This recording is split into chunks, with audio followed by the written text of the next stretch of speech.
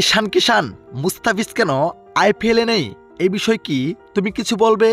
আর উপস্থাপকের কাছ থেকে এমন প্রশ্ন শুনে রীতিমতো অবাক হয়ে যায় হায়দরাবাদের ক্যাপ্টেন ঈশান কিষান। উত্তর কি বললেন তিনি, জানুন বিস্তারিত।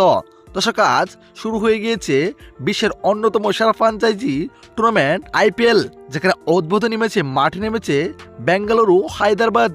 যেখানে শুধু ব্যাট করতে নেমেছিল ঈশান কিষানের হায়দরাবাদ।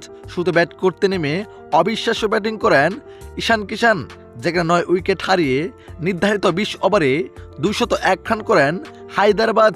এর লক্ষ্যে ব্যাট করতে নেমে অবিশ্বাস্যভাবে মাত্র 15 ওভার 4 বলেই ম্যাচ জিতে নেয় বিরাট কোহলির বেঙ্গালুরু।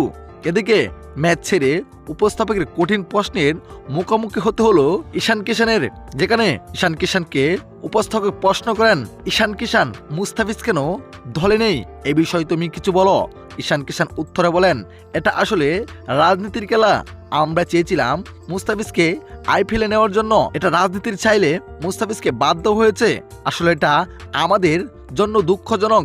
তবে মুস্তাফিজের বিষয়ে আমরা অনেকবার বলেছি, কিন্তু কেউ কিছু শুনে নাই। তবে মুস্তাফিজকে সামনের আইপিএলে আমরা যেভাবেই হোক আনবো।